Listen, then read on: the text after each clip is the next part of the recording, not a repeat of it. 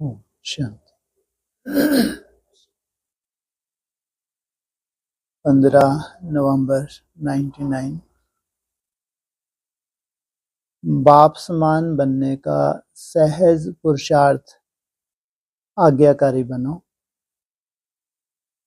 आज बाप दादा अपने होली हंस मंडली को देख रहे हैं। हर एक बच्चा होली हंस है। सदा मन में ज्ञान रत्नों का मनन करते रहते हैं। होली हंस का काम ही है व्यर्थ के कंकड़ छोड़ना और ज्ञान रत्नों का मनन करना। एक एक रत्न कितना अमूल्य है। हर एक बच्चा ज्ञान रत्नों की खान बन गए हैं। ज्ञान रत्नों के खजाने से सदा भरपूर रहते हैं।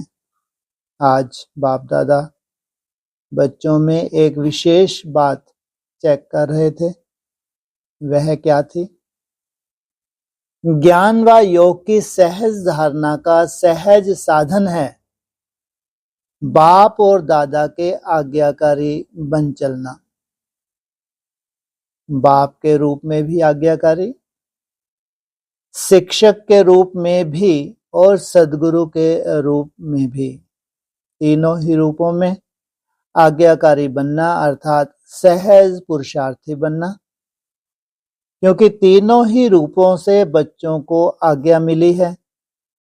अमृत वेले से लेकर रात तक हर समय हर कर्तव्य की आज्ञा मिली हुई है। आज्ञा के प्रमाण चलते रहें तो किसी भी प्रकार की मेहनत व मुश्किल अनुभव नहीं होगी। हर समय के मनसा संकल्प, वाणी और कर्म तीनों ही प्रकार की आज्ञा स्पष्ट मिली हुई है। सोचने की भी आवश्यकता नहीं कि यह करें या ना करें, यह राइट है या रॉन्ग है। सोचने की भी मेहनत नहीं है। परमात्म आज्ञा है ही सदा श्रेष्ठ। तो सभी कुमार जो भी आए हो, बहुत अच्छा संगठन है। तो हर एक ने बाप का बनते ही बाप से वायदे किए हैं। जब बाप के बने हैं तो सबसे पहले कौन सा वायदा किया?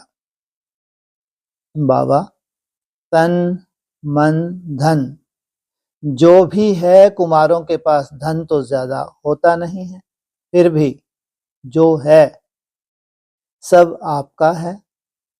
वायदा किया है तन भी, मन भी, धन भी और संबंध भी सब आपसे। यह भी वायदा पक्का किया है। जब तन मन धन संबंध सब आपका है तो मेरा क्या रहा? फिर कुछ मेरापन है? होता ही क्या है? तन मन धन जन सब बाप के हवाले कर लिया। प्रवृत्ति वालों ने किया, मधुवन वालों ने किया, पक्का है ना? जब मन भी बाप का हुआ, मेरा मन तो नहीं है ना, या मन मेरा है? मेरा समझकर यूज करना है। जब मन बाप को दे दिया तो यह भी आपके पास अमानत है। फिर युद्ध किसमें करते हो? मेरा मन परेशान है, मेरे मन में व्यर्थ संकल्प आते हैं, मेरा मन विचलित होता है। जब मेरा है ही नहीं, अमानत है, फिर अमानत को मेरा समझकर यूज करना, क्या यह अमानत में खयानत नहीं है? माया के दरवाजे हैं मैं और मेरा। तो तन भी आपका नहीं, फिर देह अभिमान का मैं कहां से आया? मन भी आपका नहीं तो मेरा मेरा कहां से आया? तेरा है या मेरा है? बाप का है सिर्फ कहना, करना नहीं। कहना बाप का और मानना मेरा। सिर्फ पहला वायदा याद करो, ना बॉडी कॉन्शियस की मैं है ना मेरा।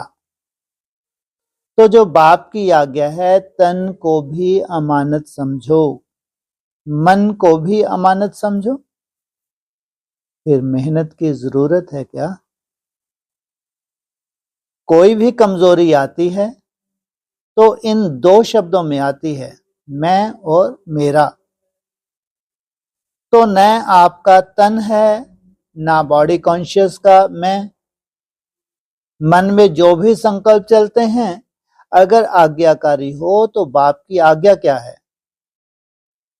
पॉजिटिव सोचो, शुभ भावना के संकल्प करो। फालतू संकल्प करो, यह आप बाप की आज्ञा है क्या? नहीं। तो जब आपका मन नहीं है फिर भी व्यर्थ संकल्प करते हो तो बाप की आज्ञा को प्रैक्टिकल में नहीं लाया ना। सिर्फ एक शब्द याद करो कि मैं परमात्म आज्ञाकारी बच्चा हूं। बाप की यह आज्ञा है या नहीं है, यह सोचो। जो आज्ञाकारी बच्चा होता है वह सदा बाप को स्वतः ही याद होता है, स्वतः ही प्यारा होता है, स्वतः ही बाप के समीप होता है। तो चेक करो, मैं बाप के समीप, बाप का आज्ञाकारी हूं। एक शब्द तो अमृत वेले याद कर सकते हो, मैं कौन? आज्ञाकारी हूं या कभी आज्ञाकारी और कभी आज्ञा से किनारा करने वाले। बाप दादा सदा कहते हैं कि किसी भी रूप में अगर एक बाबा का संबंध ही याद रहे, दिल से निकले बाबा, तो समीपता का अनुभव करेंगे। मंत्र मुआफिक नहीं कहो बाबा बाबा, वह राम राम कहते हैं, आप बाबा बाबा कहते, लेकिन दिल से निकले बाबा। अंतर तो है। क्या अंतर है? अगर ये आजपा जाप है तो दिल से निकलना, और एक राम राम जपना, वैसा जाप की आदत पड़ गई तो दिल कहीं भी जा रहा है। नहीं तो दिल कहां जाएगा, दिल से निकलेगा तो।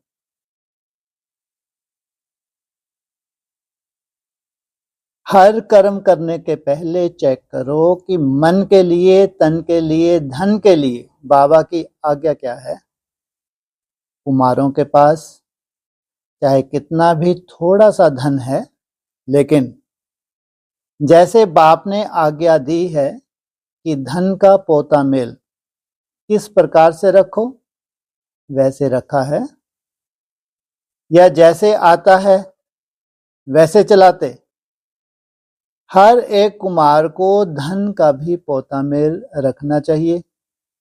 धन को कहां और कैसे यूज करना है, मन को भी कहां और कैसे यूज करना है, तन को भी कहां लगाना है, यह सब पोता मेल होना चाहिए। इनके लिए होती है डायरेक्शन। कुमारों के लिए। कौन से कुमारों के लिए? जो बाहर रहते हैं। तो क्या करते हैं वो? क्या कमाते हैं, कैसे कमाते हैं?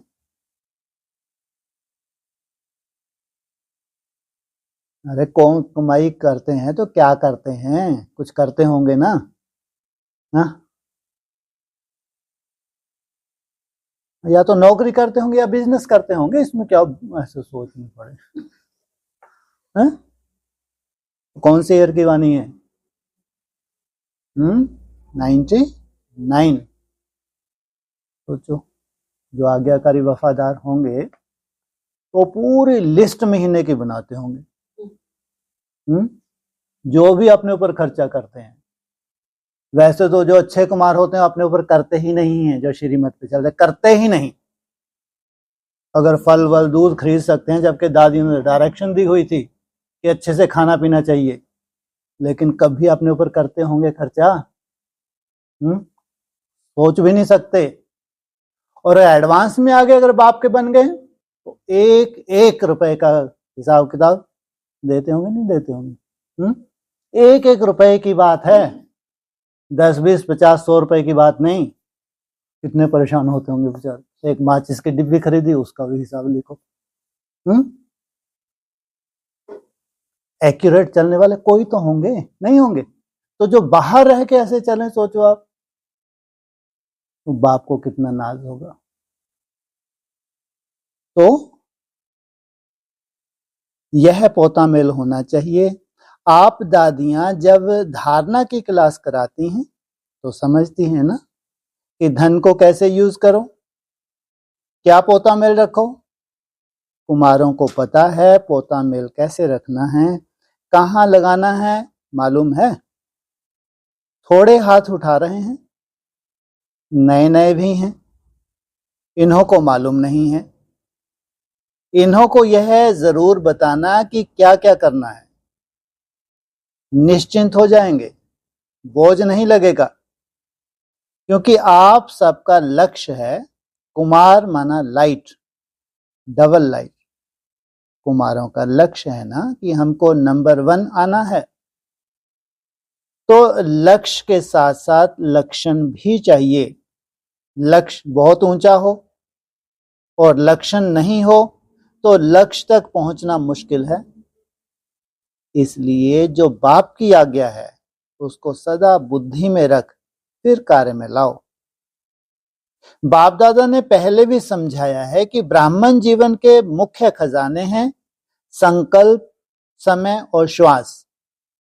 आपके श्वास भी बहुत अमूल्य हैं। भक्ति मार्ग में क्या कहते हैं? निश्चित श्वास मिले हुए हैं। जितने श्वास आपको मिले हैं उससे ऊपर एक नहीं मिलेगा। और श्वास खत्म हुए और आप खत्म नहीं होते। कहाँ चले जाते हैं आप?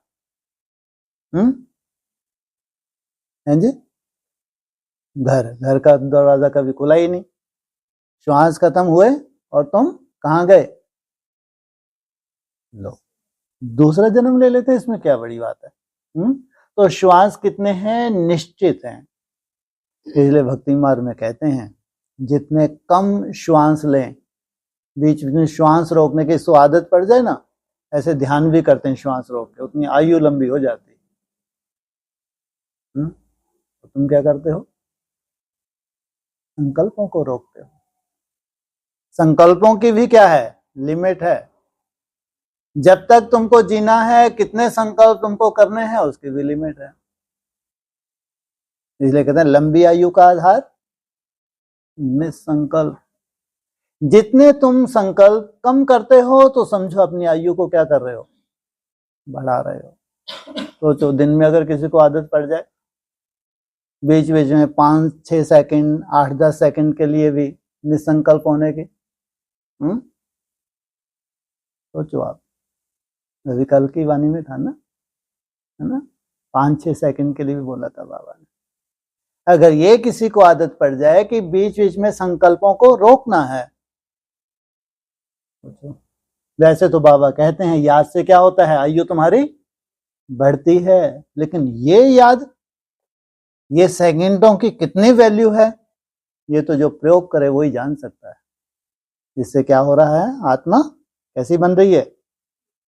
हेल्दी, सबसे पावरफुल भोजन है। ऐसे जो कहते हैं पॉजिटिव थिंकिंग, ये क्या है? आत्मा का भोजन है। एनर्जी जमा होती है। जितना नेगेटिव सोचते हैं, व्यर्थ सोचते हैं, एनर्जी वेस्ट होती है।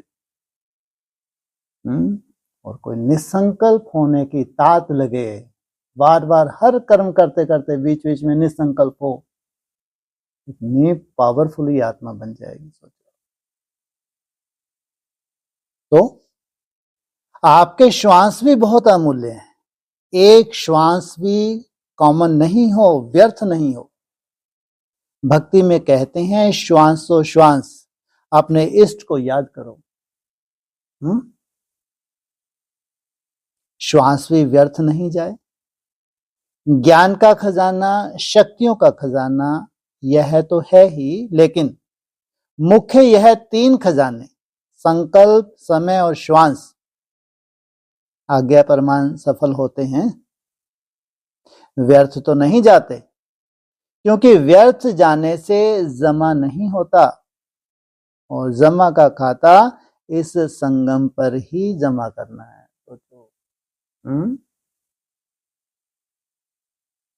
एक एक दिन कितना वैल्यू वाला है। और ये 10 साल में कोई इतना अटेंशन दे, बाप रे बाप, इतनी बड़ी कमाई समा कर सकता है।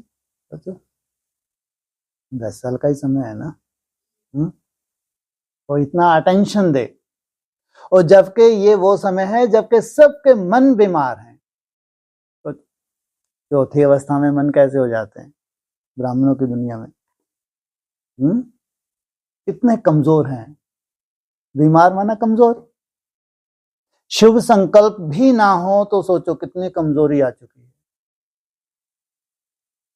और यहां तुम कौन सा अभ्यास कर रहे हो? निसंकल्प। और बस निसंकल्प का ही कर रहे। कौन सा कर रहे? आज जाप वो मन से निकले, भक्ति मार्ग की तरह नहीं, जैसे राम राम जप लिया। जब जब भी निकले तो क्या दिल से निकले। और जमा का खाता इस संगम पर ही जमा करना है, चाहे सतयुग त्रेता में श्रेष्ठ पद प्राप्त करना है, चाहे द्वापर कलयुग में पूज्य पद पाना है, लेकिन दोनों का जमा इस संगम पर करना है। ये संगम का भी क्या हो गया ये संगम, ऐसा कहते हैं अंतराल पीरियड। आदि में भी तो था अंतराल पीरियड, कब से कब है जी, उससे पहले आदि की बात कर रहे हैं जी। 36 से 46 वो भी अंतराल पीरियड था। अंतराल पीरियड में क्या था? है क्या था? है जी, ओम मंडली, मुरली नहीं थी। ओम मंडली का कार्य था। अभी भी क्या होगा? ड्रामा होगा, रिपीट होगा नहीं होगा? यहां से 34 तक जाएंगे या 37 तक जाएंगे तो कैसा चक्कर घूमने जा रहा है? ओम मंडली प्रैक्टिकल में होनी चाहिए, नहीं होनी चाहिए? नहीं होनी चाहिए, इसलिए कहते हैं 1 1 1 और 1 11, फिर 1 1 1 माना 3 इक्के इकट्ठे हुए तो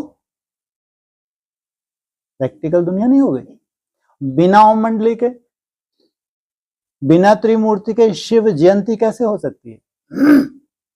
27 में जो शिव जयंती होगी वो भक्ति मार्ग की होगी या ज्ञान मार्ग से भरपूर होगी, परिपूर्ण होगी? बोलो, ज्ञान मार्ग की होगी। इतनी जल्दी सबके लिए? फिर तो विनाश बहुत बड़ा नहीं होना चाहिए एडवांस पार्टी का।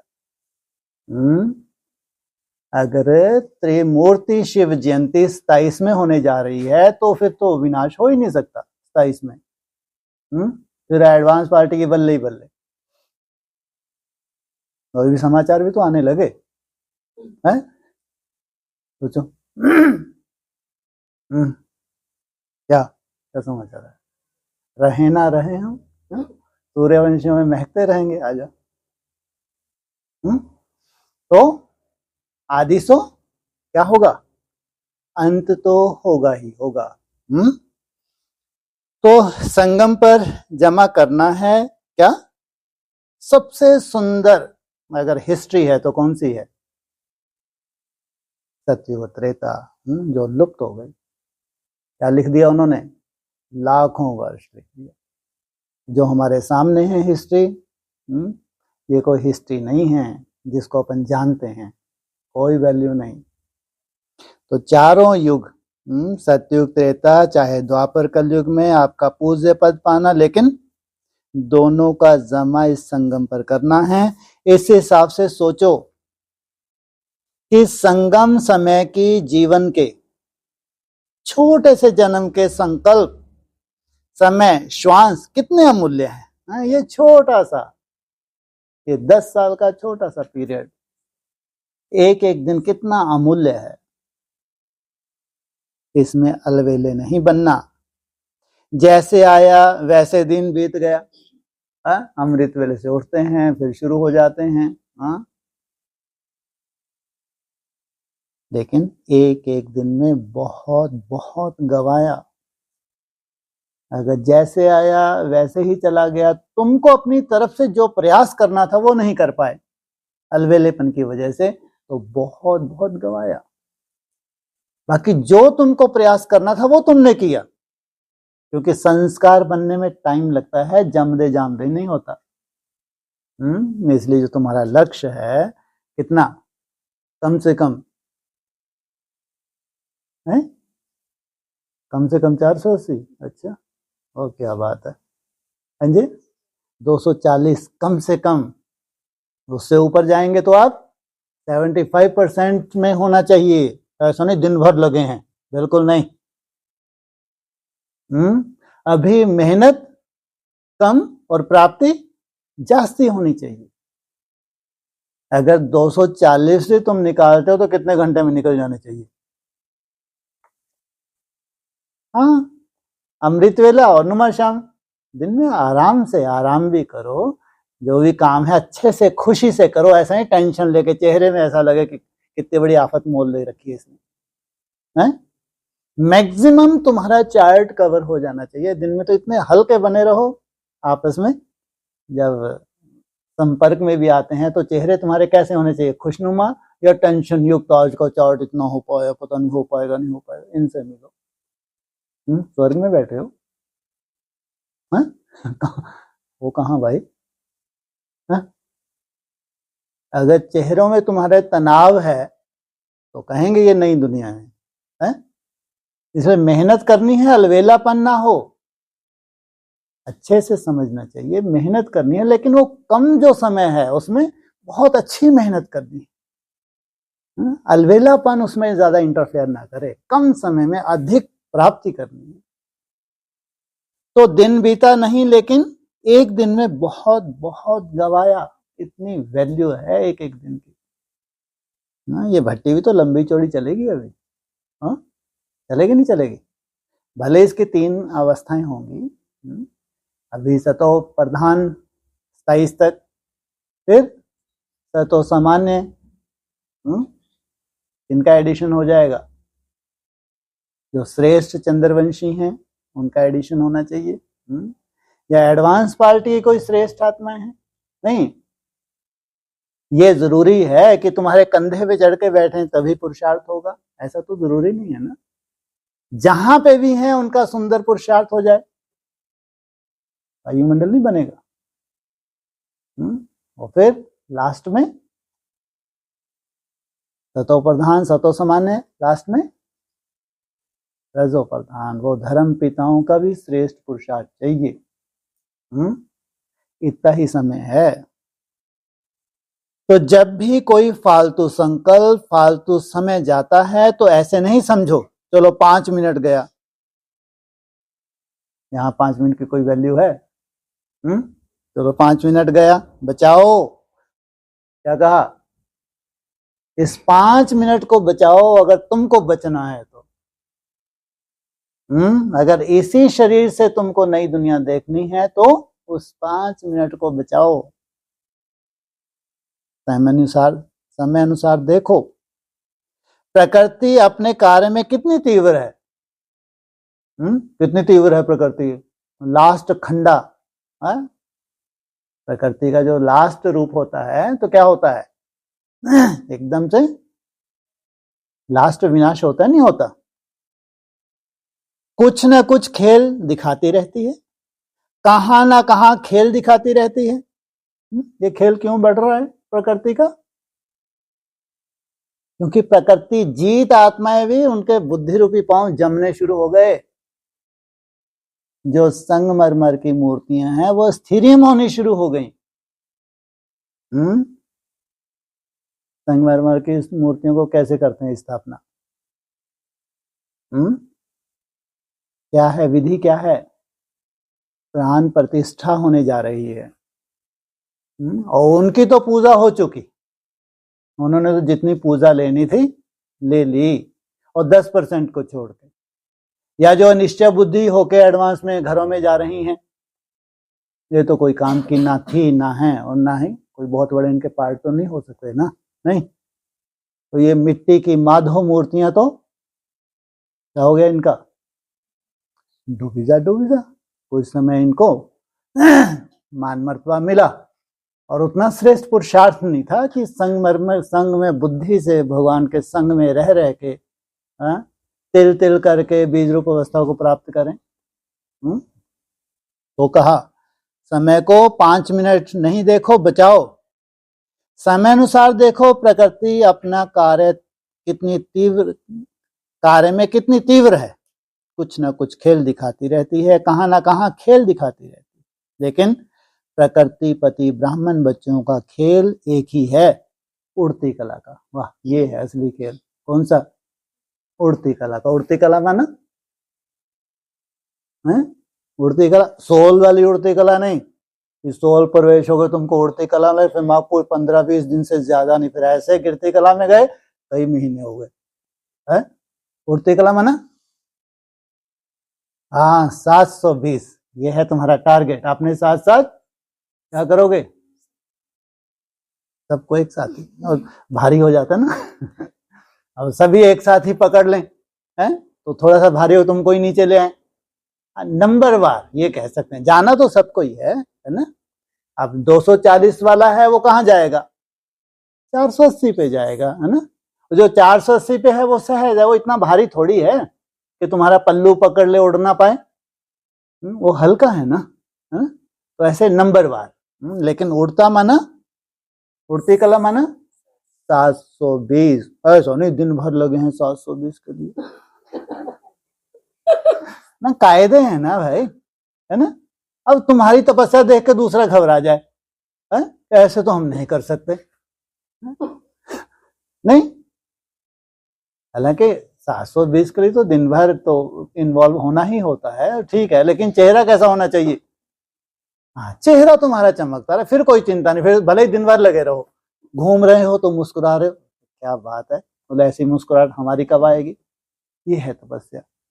माना चेहरे पे त्रिशूल नहीं बना हुआ हो, आज तो हो ही नहीं पाए 720, 600 ही हो पाए, पता नहीं हो पाएंगे नहीं हो पाएंगे, ऐसा नहीं। पुरुषार्थ कैसा होना चाहिए? खुशी खुशी से। हमारे चेहरे को देख के दूसरों को भी क्या आ जाए? खुशी आ जाए। तो उड़ती कला का तो प्रकृति तो खेल दिखाती, लेकिन ब्राह्मण अपने उड़ती कला का खेल दिखा रहे हो। पहले किनको दिखाना है? पहले ब्राह्मणों को दिखाना है। प्रकृति तो जड़ है, जड़ तो एक कठपुतली है, जैसी सोल चाहो प्रवेश करवा के जिसको भी चाहो नचा दो, हो सकता नहीं हो सकता। जितनी भी जड़ हैं, ये जितनी भी कठपुतलियां हैं, ये ऑपरेट होती हैं। अगर इनका पुरुषार्थ नहीं है भ्रुकुटी में बैठने का, तो मात्र ऑपरेट होते हैं। सोचो कितना बड़ा ऑपरेशन होने जा रहा है।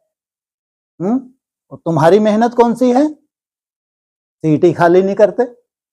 जब तुम सीट खाली नहीं करोगे तो तुम्हारी सीट पे कोई बैठ सकता है, तुमको मिसगाइड कर सकता है, कुछ भी तुम्हारे मुख से निकल सकता है जो बड़ा हिसाब किताब बन जाए, है? बिल्कुल नहीं बन, हो ही नहीं सकता। तो कई बच्चों ने बाप दादा को यह उड़ीसा की रिजल्ट लिख कर दी, यह हुआ यह हुआ। अरे पकड़ के दिखाओ ना। क्या किसके रिजल्ट दी? उड़ीसा के रिजल्ट दी। तो वह प्रकृति का खेल तो देख लिया तुमने, वह प्रकृति का खेल और यह प्रकृति का खेल, हिसाब किताब है नहीं है? नहीं है। लेकिन बाप दादा पूछते हैं, आप लोगों ने सिर्फ प्रकृति का खेल देखा या अपनी उड़ती कला के खेल में बिजी रहे?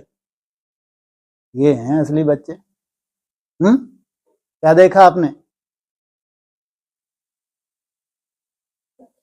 इनसे मिलो। पूछा, दोनों ही जवाब आप दे रहे हैं, इनमें से कोई एक उत्तर होगा। दोबारा सुनो। बाबा ने पूछा, लेकिन बाप जरा पूछते हैं कि आप लोगों ने सिर्फ प्रकृति का खेल देखा या अपने उड़ती कला के खेल में बिजी रहे? ये हैं असली बच्चे। क्या लेना हमको है? कहाँ भूकंप आ रहा है, कहाँ बाढ़ आ रही है, कहाँ हाहाकार मच रही है, ये जिनको मरना है कल मरते हैं, आज मरे है? अरे मरना तो है, अनिश्चय बुद्धि तो बनना ही है। अगर अच्छे पुरुषार्थी नहीं है तो इनको लगता है कि 2027 में ये हो जाएगा वो हो जाएगा, मरो ना। नहीं तो तुम्हारा लक्ष्य कितना ऊंचा, कितने बिजी हो, कहाँ जाने में बिजी हो है? कहाँ उड़ती कला में भी कहाँ जाने में बिजी हो। लो रोज डिस्कस करते हैं। वैकुंठ कहो और उसको और क्या कहें, शिवालय कहो, जहां शिव तुम्हारा इंतजार कर रहा हो। तो जो हमको तो फुर्सत ही नहीं है, प्रकृति क्या कर रही, क्या करेगी, नहीं करेगी है?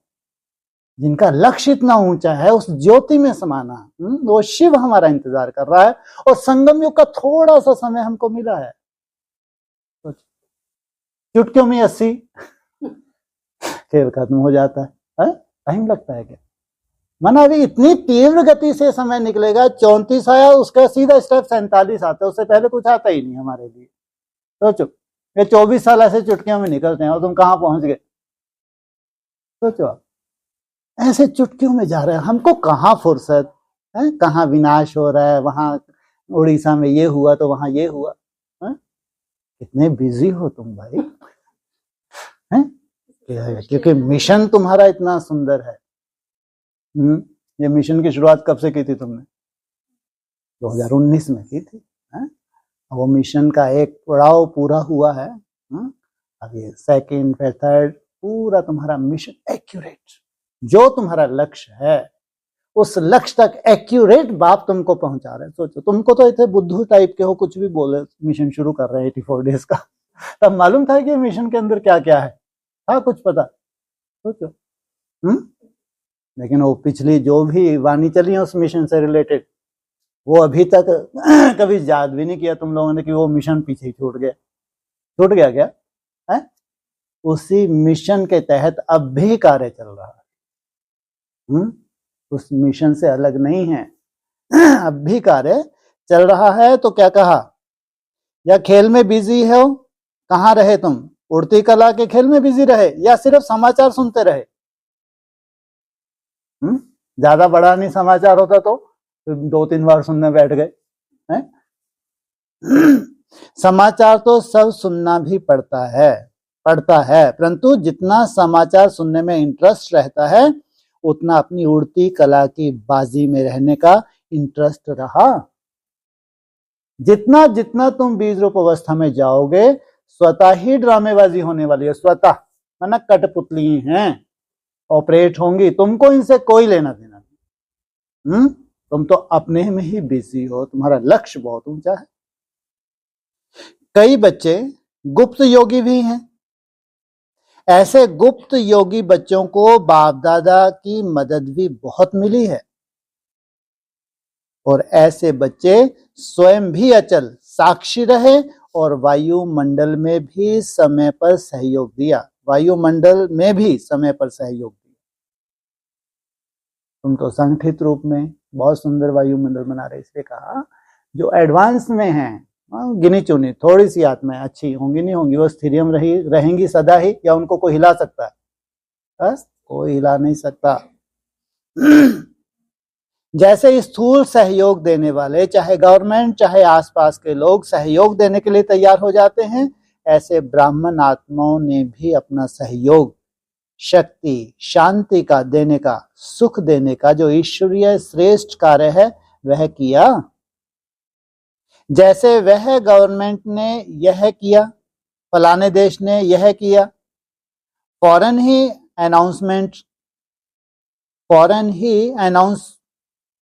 अनाउंसमेंट करने लग जाते हैं। तो बाप दादा पूछते हैं, आप ब्राह्मणों ने भी अपना यह कार्य किया? आपको भी अलर्ट होना चाहिए। स्थूल सहयोग देना भी आवश्यक होता है, उसमें बाप दादा मना नहीं करते, लेकिन जो ब्राह्मण आत्माओं का विशेष कार्य है, जो और कोई सहयोग नहीं दे सकता, ऐसा सहयोग अलर्ट होके आपने दिया, देना है ना।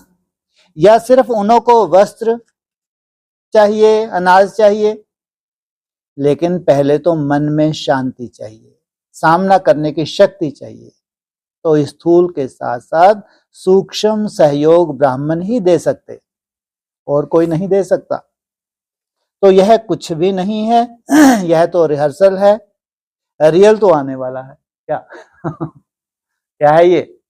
रिहर्सल है, रियल तो अभी सामने सीन आने वाली है। तुम भी तो रियल उस बीज रूप अवस्था में टिकने जा रहे हो। तो उसकी रिहर्सल आपको भी बाप या समय करा रहा है। तो जो शक्तियां, जो खजाने आपके पास हैं, उसको समय पर यूज करना आता है। कुमार क्या करेंगे? शक्तियां जमा हैं, शांति जमा है, यूज करना आता है। हाथ तो बहुत अच्छा उठाते हैं, अभी प्रैक्टिकल में दिखाना। साक्षी होकर देखना भी है, सुनना भी है, सहयोग देना भी है। आखिर रियल जब पार्ट बजेगा, उसमें साक्षी और निर्भय होकर देखें भी, और पार्ट भी बजामें। कौन सा पार्ट? दाता के बच्चे दाता बन, जो आत्माओं को चाहिए वह देते रहें। तो मास्टर दाता है ना। स्टॉक जमा करो, जितना स्टॉक अपने पास होगा उतना ही दाता बन सकेंगे। अंत तक अपने लिए ही जमा करते रहेंगे तो दाता नहीं बन सकेंगे। अनेक जन्म जो श्रेष्ठ पद पाना है वह प्राप्त नहीं कर सकते। इसलिए एक तो अपने पास स्टॉक जमा करो, शुभ भावना, श्रेष्ठ कामना का भंडार सदा भरपूर हो। दूसरा, जो विशेष शक्तियां हैं वह शक्तियां जिस समय जिसको जो चाहिए वह दे सको। अभी समय अनुसार सिर्फ अपने पुरुषार्थ में संकल्प और समय दो, साथ साथ दाता बन विश्व को भी सहयोग दो। अपना पुरुषार्थ तो सुनाया, अमृत वेले ही यह सोचो कि मैं आज्ञाकारी बच्चा हूं। हर कर्म के लिए आज्ञा मिली हुई है, उठने की, सोने की, खाने की, सहयोगी बनने की, हर कर्म की आज्ञा मिली हुई है। आज्ञाकारी बनना, यही बाप समान बनना है। बस श्रीमत पर चलना, ना मनमत ना परमत, एडिशन नहीं हो। कभी मनमत पर कभी परमत पर चलेंगे तो मेहनत करनी पड़ेगी, सहज नहीं होगा, क्योंकि मनमत परमत उड़ने नहीं देगी। मनमत परमत बोझ वाली है और बोझ उड़ने नहीं देगा। तो श्रीमत डबल लाइट बनाती है। श्रीमत पर चलना अर्थात सहज बाप समान बनना। श्रीमत पर चलने वाले को कोई भी परिस्थिति नीचे ला नहीं सकती। श्रीमत पर चलना आता है। अच्छा, तो कुमार अभी क्या करेंगे? निमंत्रण मिला, स्पेशल खातरी हुई, देखो कितने लाडले हो गए हो। तो अभी आगे क्या करेंगे? रेस्पॉन्ड देंगे, या वहां गए तो वहां के, यहां आए तो यहां के? ऐसे तो नहीं ना। यहां तो बहुत मजे में हो, माया के वार से बचे हुए हो। ऐसा कोई है जिसको यहां मधुवन में भी माया आई हो? ऐसा कोई है जिसको मधुवन में भी मेहनत करनी पड़ी हो? सेफ हो, अच्छा है, बाप दादा भी खुश होते हैं। समय आएगा जब यूथ ग्रुप पर गवर्नमेंट का भी अटेंशन जाएगा, लेकिन तब जाएगा जब आप विघ्न विनाशक बन जाएंगे। विघ्न विनाशक किसका नाम है? आप लोगों का है ना। विघ्नों की हिम्मत नहीं जो कोई कुमार का सामना करे। वाह, क्या बात है, क्या है? विघ्नों की हिम्मत नहीं जो हिमालय में भी कर्म भोग इतने अति के आ रहे हैं, सामना करके दिखाएं। हैं क्या हिम्मत नहीं, जब तुम लास्ट अवस्था में होंगे वहां भी तुम्हारा पांव उखाड़ने की कोशिश करे, लेकिन हिम्मत नहीं कि तुम्हारा पांव उखाड़ सके। तो तुम्हारा चिट्ठा ज्यादा बड़ा है ना। कितने जन्मों का चिट्ठा है तुम्हारा? 84 का। 63 का होता तो भी तुमको राहत मिल जाती है, इतनी राहत मिल जाती है, लेकिन तुम भी कम नहीं हो, ऊपर से ही उतरे हो तो ऊपर तक ही जाना है। तो हिम्मत नहीं क्या कि सामना करे, तब कहेंगे विघ्न विनाशक। विघ्न आ रहा है तो तुम्हारे टस से मस नहीं हो रही तुम्हारी मन बुद्धि, तुम्हारे चार्ट में कोई अंतर नहीं आ रहा। विघ्न की हार भले हो। किसकी हार भले हो? विघ्न की हार भले हो, लेकिन वार नहीं करे। विघ्न विनाशक बनने की हिम्मत है? या वहां जाकर पत्र लिखेंगे, दादी बहुत अच्छा था लेकिन पता नहीं क्या हो गया, कभी सोचा ही नहीं था। ऐसी भी माया आती है। ऐसे तो नहीं लिखेंगे, यही खुशखबरी लिखो, ओके वेरी गुड, विघ्न विनाशक हूं। बस एक अक्षर लिखो, ज्यादा लंबा पत्र नहीं, ओके। लंबा पत्र हो तो लिखने में भी आपको शर्म आएगा। शर्म आएगा ना कि लिखें, क्या लिखें। कई बच्चे कहते हैं पोता मेर लिखना चाहते हैं, लेकिन जब सोचते हैं कि पोता मेर लिखें तो उस दिन कोई ना कोई बात हो जाती है जो लिखने की हिम्मत ही नहीं होती। बात हुई क्यों? विघ्न विनाशक टाइटल नहीं है क्या? बाप कहते हैं लिखने से बताने से आधा कट जाता फायदा है, लेकिन लंबा पत्र नहीं लिखो, ओके बस। अगर कभी कोई गलती हो जाती है तो दूसरे दिन विशेष अटेंशन रख, विघ्न विनाशक बन, ओके का लिखो। लंबी कथा नहीं लिखना, यह हुआ, इसने यह कहा, उसने यह कहा। यह रामायण और उनकी कथाएं हैं। ज्ञान मार्ग का एक ही अक्षर है। कौन सा अक्षर है? ओके। जैसे शिव बाबा गोल गोल होता है, वैसे ओ भी लिखते हैं, और के अपनी किंगडम। तो ओके माना बाप भी याद रहा और किंगडम भी याद रही, इसलिए ओके। और ओके लिखकर ऐसे नहीं रोज पोस्ट लिखो और पोस्ट का खर्चा बढ़ जाए। ओके लिखकर अपने टीचर के पास जमा करो, और टीचर फिर 15 दिन व मास में एक साथ सबका समाचार लिखे। पोस्ट में इतना खर्च नहीं करना, बचाना है ना। और यहाँ पोस्ट इतनी हो जाएगी तो यहाँ समय ही नहीं होगा। आप रोज लिखो और टीचर जमा करे, और टीचर एक ही कागज में लिखे ओके या नो। इंग्लिश नहीं आती, लेकिन ओके लिखना तो आएगा ना, नो लिखना भी आएगा। अगर नहीं आए तो बस यही लिखो कि ठीक रहा या नहीं ठीक रहा। तो यूथ रिजल्ट क्या आएगी? ओके की आएगी। या कहेंगे वहां गए ना, ऐसा हुआ वैसा हुआ। ऐसा वैसा नहीं करना, यूथ अपनी कमाल दिखाओ। जो सब कहें कि नंबर 1 यूथ ग्रुप है, तो स्पेशल मिला।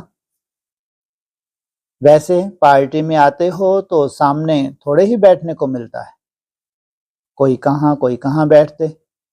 अभी तो बिल्कुल सामने बैठते हो। तो इस मधुवन के स्नेह शक्ति को भूल नहीं जाना। सदा कुछ भी हो मधुवन की रिफ्रेशमेंट को याद करना। ऐसे हैं यूथ, देखेंगे सारे ब्राह्मण परिवार की नजर इस यूथ पर है। यूथ क्या कर रहा है, क्या आगे करता है, सब यही सोच रहे हैं। बाप दादा को भी यही प्रोग्राम अच्छा लग रहा है, सब खुश हैं। तो सदा खुश राजी रहना, सिर्फ मधुवन में खुश नहीं रहना। बाप दादा ने पहले भी सुनाया, चलते चलते कोई भी नाराज क्यों होते हैं? कोई ना कोई ज्ञान का राज भूलता है तब नाराज होते हैं। तो आप तो सब राज को समझ सोच पक्के होके जा रहे हो ना, कभी नाराज नहीं होना, ना अपने ऊपर ना कोई के आत्मा के ऊपर। खुश रहना। ऐसे तो नहीं सेंटर पर जाकर खुशी का खजाना 1 मास जमा रहेगा फिर धीरे धीरे खत्म हो जाएगा। खत्म तो नहीं होगा ना, सदा साथ रखना। अच्छा, तन मन धन बाप को दे दिया अच्छा, दिल भी दे दी ना, दिल भी दे दी है, दिल बाप को दी है। अगर दिल दे दी है तो बाप जैसे डायरेक्शन दे वैसे चलो। आपके पास दिल आपके लिए नहीं है तो बताओ, जिसने दिल दिलाराम को दे दी वह कभी किसी भी आत्माओं से दिल लगाएगा? नहीं लगाएगा ना। तो किसी से भी दिल लगी की बातें, बोलचाल, दृष्टि व वृत्ति से तो नहीं करेंगे। या थोड़ा दिल दी है, थोड़ी औरों से लगाने के लिए रखी है, दिल दे दी ना, तो दिल नहीं लगाना। बाप की अमानत दिलाराम को दिल दे दी। दिल लगी की कहानियां बहुत आती हैं, तो कुमार याद रखना, ऐसे तो प्रवृत्ति वाले भी याद रखना। लेकिन आज कुमारों का दिन है ना। आज कौन सा मंगलवार है? मंगलवार किन का दिन होता है? लो इनसे मिलो है? मंगलवार किन का दिन होता है? हनुमान जी का होता है, कुमारों का होता है। तो बाप दादा यह अटेंशन दिलाते हैं कि कभी ऐसी रिपोर्ट नहीं आवे हमारी दिल है ही नहीं, बाप को दे दी तो दिल कैसे लगेगी। जरा भी अगर किसकी दृष्टि वृत्ति कमजोर हो तो कमजोर दिल को यहां से ही मजबूत करके जाना, इसमें हाँ जी है। या वहां जाकर कहेंगे कि परिस्थिति ऐसे थे, कुछ भी हो जाए, जब बाप दादा से वचन लिया, कितनी भी मुश्किल आवे लेकिन वचन को नहीं छोड़ना। बाप के आगे वचन करना, वचन लेना, इस बात को भी याद रखना। कोई आत्मा के आगे वचन नहीं कर रहे हो, परमात्मा के आगे वचन दे, कभी भी मिटाना नहीं। जन्म की प्रतिज्ञा कभी भी भूलना नहीं। अभी अभी 1 मिनट के लिए अपने दिल से, वैसे दिल तो आपकी नहीं है, बाप को दे दी है, फिर भी दिल में 1 मिनट वचन करो कि सदा विघ्न विनाशक आज्ञाकारी रहेंगे। ड्रिल कराई, सभी ने वचन लिया। अच्छा, डबल विदेशी हाथ उठाओ। डबल विदेशियों को देखकर आप सभी भी खुश होते हो ना। देखो आप सबको देखकर सभी कितने खुश हो रहे हैं, क्योंकि डबल विदेशियों का संगम युग पर ड्रामा में बाप को प्रत्यक्ष करने का बहुत अच्छा पार्ट है। बाप दादा कहते हैं कि डबल विदेशियों ने बाप का एक टाइटल प्रत्यक्ष किया। पहले थे भारत कल्याणकारी, अब हैं प्रैक्टिकल में विश्व कल्याणकारी। तो निमित्त बने ना। जब विदेश से कल्प पहले वाली नई नई आत्माएं आती हैं तो बाप दादा भी उनकी विशेषता व कमाल देखते हैं। बाप दादा तो भारत के फिलॉसफी की भी बहुत बातें सुनाते हैं जो विदेशियों को बिल्कुल पता नहीं। गणेश क्या होता है, हनुमान क्या होता है, रामायण क्या है, भागवत क्या है, भक्ति क्या है, कुछ भी पता नहीं। आप लोगों को तो मालूम क्या है? गणेश क्या है? विघ्न विनाशक। हनुमान क्या है? उड़ने वाला। सब मालूम है? कहाँ है? ये है विशेष समय। कौन से शूटिंग पीरियड में है इनकी प्रत्यक्षता रूपी जन्म? कब होता है? सीढ़ी के चित्र में देखो। हाँ, तो कितनी पावरफुल स्टेज पर जाना है इनको। कितना अटेंशन देना है। जो कहता है 5 मिनट नहीं गवाया, तुमने क्या किया? बहुत बड़ा जैसे कि नुकसान कर दिया, हल्के में नहीं ले सकते। जो ऐसे आने वाला शूटिंग पीरियड है, तो उसमें जो प्रत्यक्ष होने वाली आत्माएं हैं तो कितनी मेहनत करेंगी ये 10 साल। तो आपको तो सब पता है या कुछ भी पता नहीं, लेकिन कल्प पहले के होने के कारण सब बातें कैच कर लेते हैं। कौन? हाँ, कोई नए नहीं है ये। कल पहले इन्होंने जो पार्ट बजाया था, अभी उनकी बुद्धि में वैसा वैसा सुंदर संकल्प आ जाते हैं।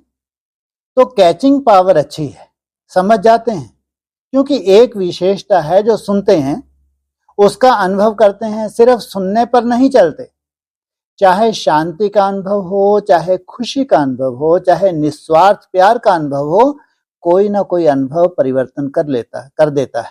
तो बाप दादा डबल विदेशियों की कमाल देखते रहते हैं, वाह बच्चे वाह कहते रहते हैं। और आजकल चारों ओर विदेश के समाचारों में सेवा का उमंग अच्छा है। सिर्फ याद और सेवा में थोड़ा सा बैलेंस चाहिए, लेकिन फिर भी सेवा का उमंग उत्साह अच्छा है और आगे बढ़ते रहते हैं। एक और विशेषता भी है, कभी भी कोई कमजोरी छिपाते नहीं हैं, साफ दिल हैं, इसलिए मेकअप कर लेते हैं। सुना, डबल विदेशियों ने बाप दादा वाह बच्चे वाह का गीत गाते रहते हैं। जनरल में भी पर्सनल विदेशियों की मुलाकात हुई, फिर भी देखो परिस्थिति को पार करके पहुंच तो जाते हैं। बाप दादा देखते हैं मेजॉरिटी विदेशी हर साल आते ही हैं। भारत वाले कभी मिस भी कर सकते हैं, लेकिन यह नहीं करते, आना ही है, क्या भी करें। देखो रशिया वालों को भी देखो, पैसा कम है लेकिन ग्रुप बहुत बड़ा आता है। तो विदेशियों की हिम्मत अच्छी है, इसलिए हर एक विदेशी को बाप दादा विशेष याद प्यार और मुबारक दे रहे हैं। विदेश की टीचर सामने बैठी हैं, इन्हों को मधुबन में सेवा करने का चांस ज्यादा मिलता है। अच्छा, गुजरात वाले सेवा में हैं, गुजरात की सेवादारी हाथ उठाओ। निर्विघ्न गुजरात प्रश्न मार्क लगाया। टीचर भी सभी हिम्मत वाली हैं, जब बुलाओ तब गुजरात जी हाजिर का पाठ पढ़ता है। अच्छा है, हाँ जी करने वालों को अनेक जन्म सभी सामने से हाँ जी करेंगे। अच्छा है, देखो पहला चांस गुजरात को सेवा का मिला। दादियों की हुज्जत है, बुलाओ और हाजिर। अच्छा है। अच्छा, मधुबन में भी 4-5 भुजाएं हैं, तो बाप दादा के पास मधुबन की विशेषता पहुंच गई है। मधुबन वालों ने अपने चार्ट भेजे हैं, बाप दादा के पास पहुंचे हैं। बाप दादा सभी बच्चों को आज्ञा मानने वाले आज्ञाकारी बच्चों की नजर से देखते हैं। विशेष कार्य मिला और एवर रेडी बन किया, इसकी विशेष मुबारक दे रहे हैं। अच्छा, हर एक ने अपना स्पष्ट लिखा है। दादी से आप भी रिजल्ट देखकर क्लास कराना, अपनी अवस्था का चार्ट अच्छा लिखा है। बाप दादा तो मुबारक दे ही रहे हैं, सच्ची दिल पर सच्चे साहब राजी होता है। अच्छा, सभी सुन रहे हैं ना, दूर दूर भी सुन रहे हैं, देश विदेश में इंटरनेट पर मुरली सुन रहे हैं। देश से दूर भिन्न भिन्न समय होते हुए भी सुनने के लिए पहुंच जाते हैं, इसलिए बाप दादा उन सभी बच्चों को सन्मुख ही देख रहे हैं, सभी दिल से समीप और सन्मुख हैं। अच्छा, साइंस के साधन का फायदा तो उठा रहे हैं, वास्तव में यह सब साधन रिफाइन हो आपके ही काम में आएंगे, लेकिन संगम पर भी कार्य में ले आ रहे हैं, उसके लिए मुबारक।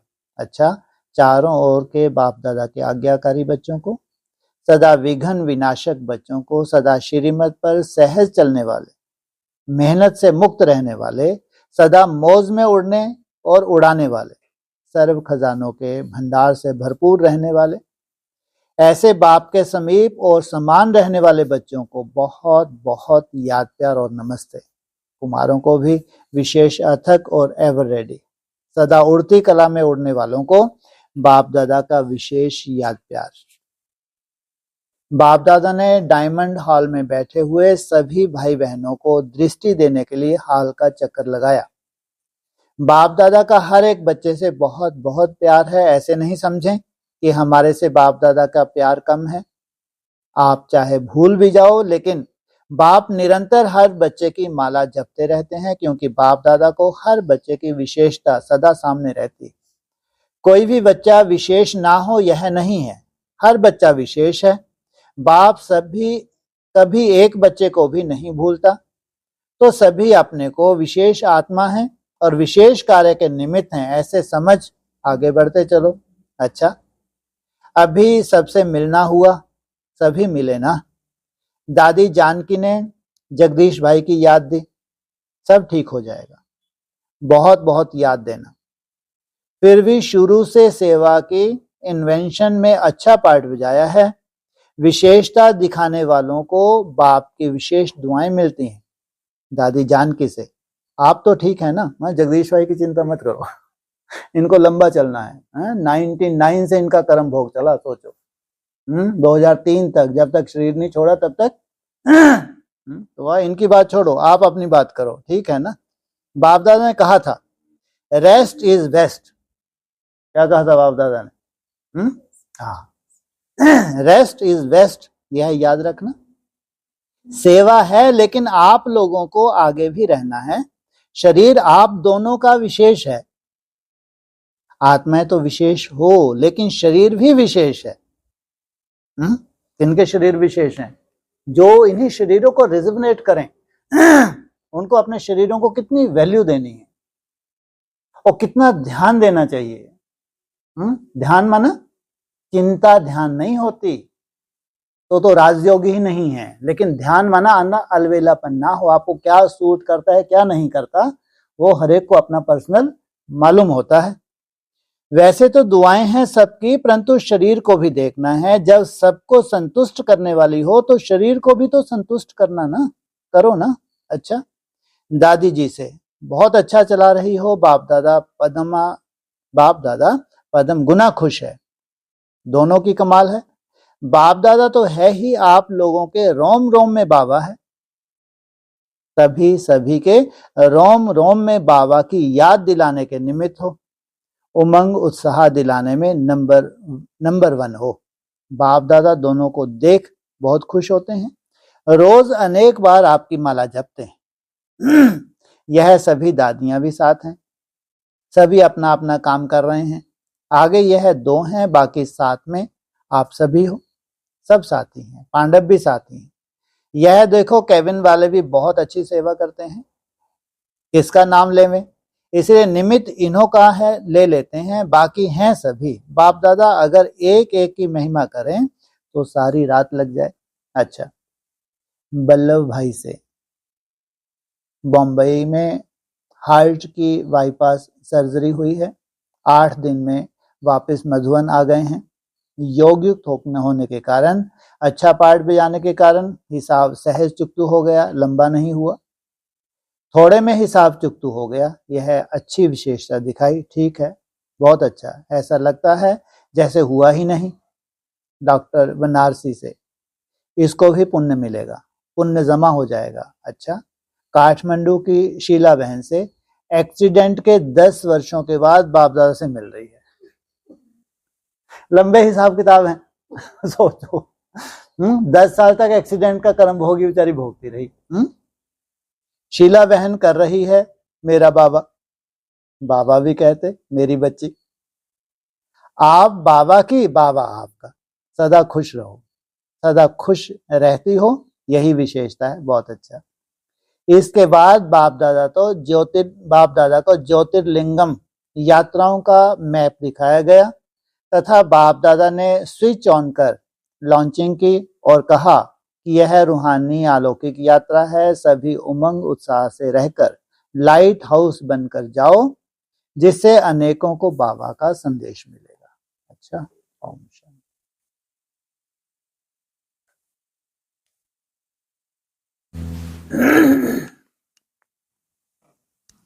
निकालना तुम निकाल दीजिए।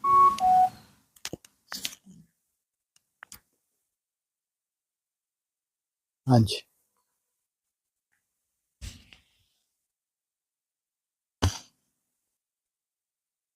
निकलो। हाँ जी।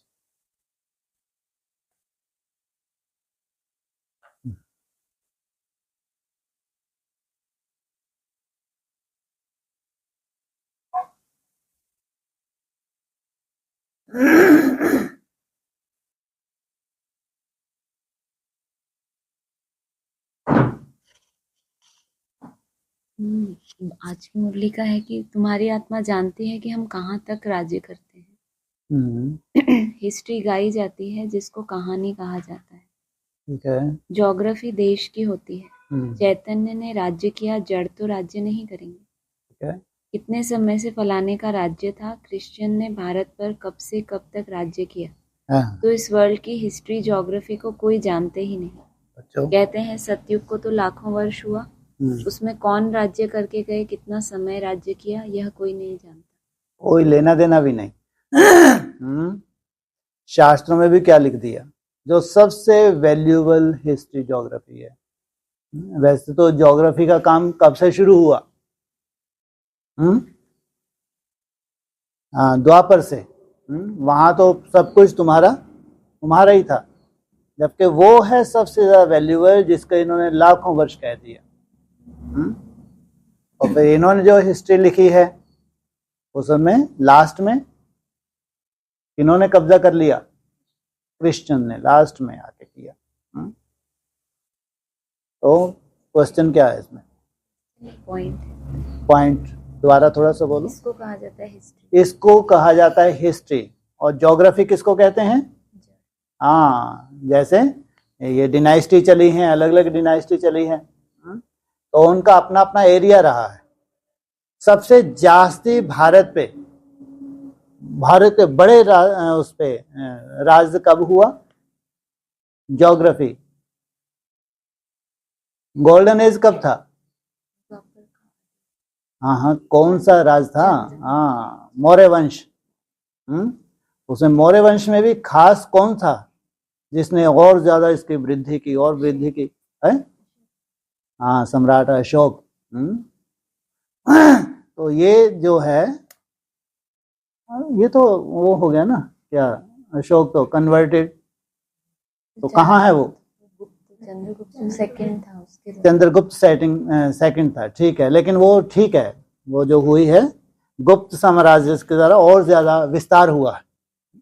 लेकिन यहाँ जो है ये बात निकली है अभी किसकी? अशोक। चाहे वो हो, इसके बाद एक और भी तो था, कन्वर्ट हो गया बुद्ध धर्म में, कौन सा था वो?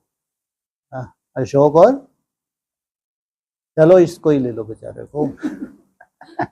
कहा राजा हैं सब, कहाँ बैठे हैं? एडवांस में। अच्छा, बेसिक में आधार में। हाँ, ऐसा नहीं कि बेसिक में राजाएं नहीं है, कन्वर्टेड राजा है, प्योरिटी के बल पे राज लेने वाले बेसिक में हैं अभी। एकदम हाथ खींच लिया बेचारों, कोई वैल्यू ही नहीं, इतना उन्होंने मेहनत की है। हर एक को अपनी अपनी राजाई मिलनी है। हिस्ट्री तो तुम्हारे पास है, ज्योग्राफी भी है, लेकिन बाबा ने कहा बहुत कुछ चेंज कर दिया हिस्ट्री में। एक्यूरेट हिस्ट्री नहीं है। इन्होंने चेंज किया हिस्ट्री में, विदेशियों ने आके हिस्ट्री में चेंज कर दिया। तुम्हारी जो ओरिजिनल हिस्ट्री थी उसको गायब करके अपनी तूती दिखा दी उन्होंने। पहले मुसलमानों का दिखा दिया, तो क्रिश्चियन तो एकदम बाद में आए हैं, लेकिन बहुत कुछ चेंज लिया एडवांस में। बाबा ने बताया कि एक्यूरेट हिस्ट्री तो अभी सामने आने वाली है। मोटे रूप में बाबा ने बताया है कि जैसे एडवर्ड फर्स्ट सेकंड थर्ड चला है, ऐसे गद्दियां चली हैं। तो उसके बाद तुम चाहो तो एक ऐसी कैलकुलेशन निकाल के तुम देख सकते हो कैसे कैसे हमने राज्य किया है। तो सभी धर्मों में नहीं, सॉरी, भारत में जो गद्दियां चली हैं, कौन कौन से वंश हुए हैं? गुप्त वंश भी है, मौर्य वंश भी है, फिर उसके बाद जो भी वंश हैं, तो उसमें तो गद्दियां चली हैं नहीं। तो कितना सुंदर आगे चल के ऐसा नक्शा सामने आएगा कि गद्दियों में कैसे कैसे तुमने राज्य किया है, निकलेगा नहीं निकलेगा। और एक्यूरेट हिस्ट्री, ज्योग्राफी तो खैर छोड़ो, लेकिन हिस्ट्री जो है वो एक्यूरेट अभी सामने आएगी। सूरज भाई ने एक बार ऐसे बताया कि उनको साक्षात्कार हुआ कि शिवाजी का पाठ। शिवाजी अपने यहाँ कैसा लगाते थे? वो चंद्र, सूर्य नहीं लगाते थे। उनके यहाँ जो तिलक है किसका है? चंद्र। और लेकिन वो कन्वर्टेड था क्या? डरपोक था क्या? है? कितना वंडरफुल पार्ट था। औरंगजेब का अगर सामना किया है मराठों में, तो किसने? वो तो आज तक सामना नहीं कर सक रहे, वहीं पल रहे हैं, वहीं बड़े हो रहे हैं, विदेशों में ही बैठे हैं, फिर भी उनको लगता है इतना वंडरफुल पार्ट। ये तो संभव नहीं है। तो ऐसी आत्माएं हैं जिन्होंने मुसलमानों का इतना सामना किया है, वो तो एकदम शुद्ध भारतीय, कोई साधारण तो नहीं हो सकते। होते हैं अपने अपने साक्षात्कार, लेकिन अभी एक्यूरेट कुछ भी नहीं है, सब कुछ सामने आना है। हाँ जी, हाँ जी, चंद्रमान, चंद्रभान, सूर्यभान, ये सब राजपूती तो हैं। चंद्रमा का तिलक ही लगाएंगे, सूर्य का तिलक थोड़ी है, ऐसे ही है ना, ऐसे बना हुआ है, फिर किरणें, या तो ऐसा होता तो मानते हैं सूर्य है? ठीक है, लेकिन पार्ट तो विशेष बजाया है, साधारण तो नहीं बजाया। मराठों में एक्स्ट्राऑर्डिनरी पार्ट बजाया। अब ऐसे तो जितने भी हैं तो चंद्रवंशी हैं, पहले सूर्यवंशी तो थे। अब जैसे सिख धर्म में ये गुरु गोविंद सिंह वगैरह जितने किस्म के वंशज मानते हैं, राम के वंशज। तो ये सब जितने भी चंद्रवंश लाज में ये चाहे वंश हो, तो लेकिन निकले तो वहीं से हैं। लास्ट तक भी इतना पावरफुल पार्ट बजाना कोई साधारण तो नहीं होंगे। सूर्यवंशियों में भी विशेष आत्माएं होंगी। हाँ जी।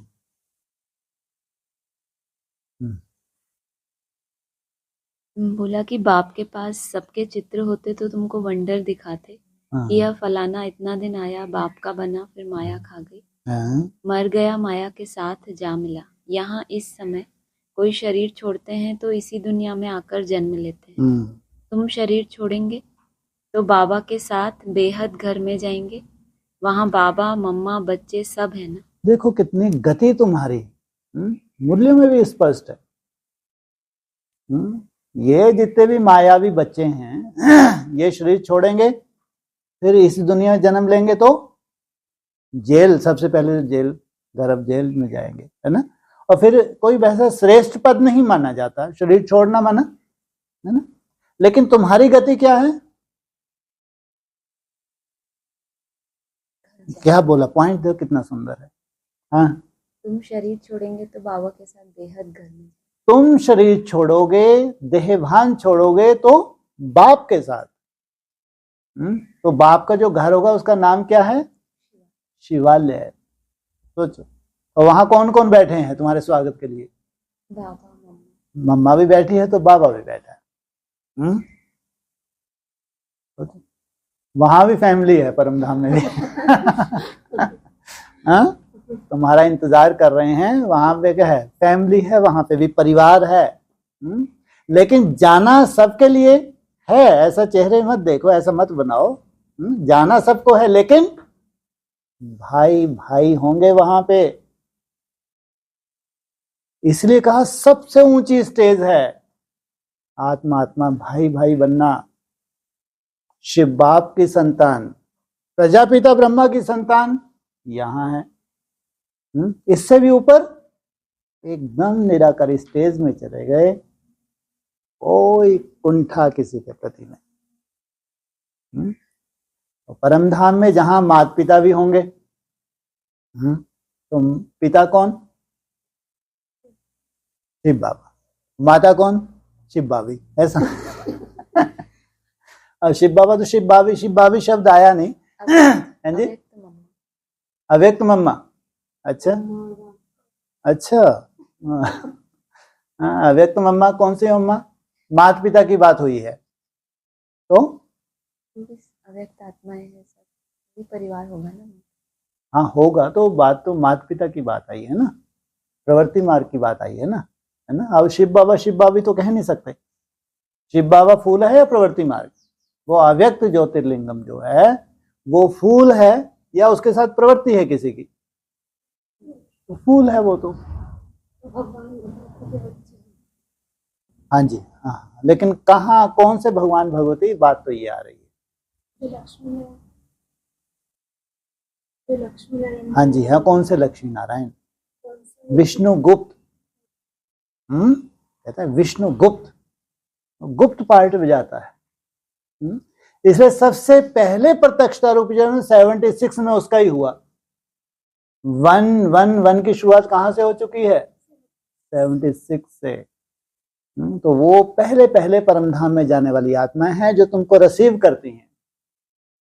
और सोचो जितना तुमको अभी उलाहना है उनके प्रति, हमारा पूरा तो हम जंगल में निकल गए, हम हैं, आपकी पालना ही हमको नहीं मिल पाई, आपके साथ रहने का सौभाग्य हमको नहीं मिल पाया। सबसे जास्ती शूटिंग तुम्हारी होनी चाहिए, नहीं होनी चाहिए संगम युग पे साथ साथ की है? वो माता पिता के साथ साथ अगर तुम ब्रॉड ड्रामा में सबसे जास्ती उनके करीब रहे हो तो यहाँ भी तुम्हारी शूटिंग होनी चाहिए। तो माता पिता तुम्हारा इंतजार करते हैं। शिवालय में पहले माता पिता, फिर बच्चे भी। परिवार होगा नहीं होगा, वहां भी पूरा परिवार है। बच्चे कौन है पहले से? जो श्रेष्ठ बच्चे हैं। अब परिवार होना चाहिए, माँ कितने बोर हो जाएंगे बेचारे, हैं कोई आ ही नहीं रहा नहीं, परिवार छोटा सा परिवार से शुरुआत होगी नहीं होगी? नहीं होगी। छोटा सा परिवार होगा, माता पिता भी होंगे, और फिर तुम वहां नंबरवार ट्रांसफर होंगे। हाँ जी। अगला है राजयोग है ही प्रवृत्ति मार्ग का। प्रजापिता ब्रह्मा को 4 भुजाएं देते हैं, तो प्रवृत्ति मार्ग हुआ ना। यहाँ बाप ने इनको अडॉप्ट किया तो नाम रखा है ब्रह्मा और सरस्वती। ठीक है। ड्रामा में नूंद देखो कैसी है। वानप्रस्थ अवस्था में ही मनुष्य गुरु करते हैं 60 वर्ष के बाद। इसमें भी 60 वर्ष के बाद बाप ने प्रवेश किया तो बाप टीचर गुरु बन गए। अभी तो कायदे भी बिगड़ गए हैं, छोटे बच्चे को भी गुरु करा देते हैं। यह तो है ही। वैसे तो कायदा नहीं है। कायदा कब का है? लगे रहो बेटा। ज्यादा दिन कहाँ है? जैसे तुम्हारी एज कितनी है अभी नंदनी? है जी? कितने? 19। हाँ 20 मान लो, लगभग वही 40 का आंकड़ा। है ना? 60 वर्ष का कायदा है ना? 60 वर्ष में ही तुम्हारी सदगति की शुरुआत होती है। यहां तो बच्चों को भी क्या करवा देते हैं? कायदा थोड़ी है ये कि पहले अनुभवी तो बने। तो तपस्या करते करते करते करते तुम अनुभवी बनते हो। उसके बाद जब वानप्रस्थ अवस्था आती है, वानप्रस्थ अवस्था का जिक्र किसका है? ओम राधा का है क्या? है? सरस्वती का है क्या? होगा शायद किसी मुरली में। है तो बताओ, है किसी का? नहीं है। ऐसा क्यों? इनकी बुढ़ी हो गई क्यों ने 60 वर्ष में? है? बोलो, ये क्यों नहीं है? ना तो सरस्वती का बोला 60 वर्ष का, ना जगदम्बा का बोला है? और ना जो भी रही हैं किसी का नहीं बोला। बोला किसका बोला? बोला तो कि बुढ़ियां भी जाके, वो बात अलग है, वो हम जिन्स की बात अलग है। लेकिन यहाँ जो वानप्रस्थ का जो कायदा है, वानप्रस्थ का कायदा जितनी बार भी मुरली में आया है 60 वर्ष का जिक्र किया। 60 वर्ष की जब तक वानप्रस्थ अवस्था नहीं हो तब तक बाप प्रवेश नहीं करता। फिर बाप इनकी अंतिम वानप्रस्थ अवस्था में 60 वर्ष में जब प्रवेश करते हैं तब इनको वाणी से पार ले जाते हैं। तब कहेंगे अब गुरु की कृपा हुई। 60 वर्ष तक पहले घर में पालना ली, फिर टीचर के द्वारा पढ़ाई पढ़ी, उसका लास्ट में सदगुरु, उसके लिए कंडीशन है कि 60 वर्ष की जब आयु हो जाती है तब बाप प्रवेश करते हैं। प्रवेश करके क्या करते हैं? फिर इनकी सदगति करते हैं।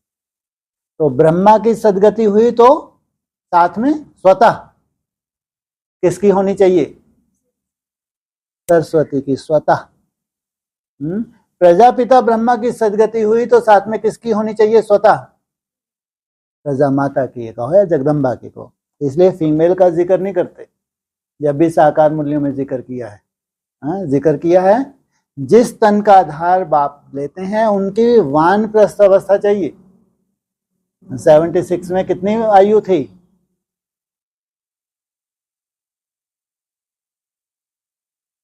60 वर्ष थी। हैं? 34। हाँ, ऐसे ऐसे क्यों कर रहे हैं? 34, 35, 34 ही हो तो ये कौन सी वानप्रस्थ अवस्था? ये है बेहद की वानप्रस्थ अवस्था, जिसमें बाप ने प्रवेश किया। वो 6 वर्ष में ही 60 वर्ष का पुरुषार्थ कर लिया, वाणी से परे चले गए। तो बाप ने प्रवेश किया और रियलाइजेशन करवाया। तो यहां जब दूसरा जन्म लेते हैं तो दूसरे जन्म में बाप के लिए लागू नहीं होता 60 वर्ष। फिर स्थूल में 60 वर्ष कब हुए? 2002 में। तो वहां से क्या और उसमें क्या अंतर है? 76 में बेहद की वानप्रस्थ अवस्था, 2002 में स्थूल वानप्रस्थ अवस्था, 60 वर्ष। तो दोनों में क्या अंतर है? क्या स्टेज में अंतर है? वहां है सूक्ष्म स्टेज, यहां है प्रैक्टिकल। पहले होती है सूक्ष्म, फिर 4 अवस्थाओं से निकल के कहां जाना होता है? प्रैक्टिकल में जाना होता है। तो 2002 में क्या कहेंगे? प्रैक्टिकल। तो वहां से जाके फिर डमरू थमाया, डमरू थमा के 14 वर्ष का वनवास दे दिया। 14 वर्ष के वनवास में फिर क्या किया? रावण का वध किया, और सीता भी निकली ही नहीं। निकलेगी नहीं निकलेगी? तो अभी 60 वर्ष फिर आगे।